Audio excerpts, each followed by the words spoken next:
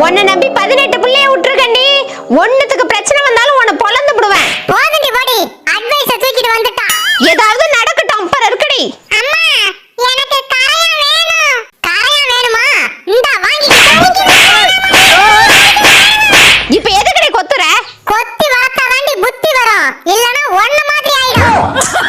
18 பிள்ளையும் 18 கோழியா வரணும். இல்லனா என்ன பண்ணுவேனே தெரியாது. போய் தண்ணி எடுத்து வாடி. போனம்மா ரொம்ப நல்லவங்கம்மா. உனக்கு தெரியுமாடி? உன்னை கோழியா வளர்த்தாதான் கறி கடையை போட்டு காசு பார்க்க முடியும்.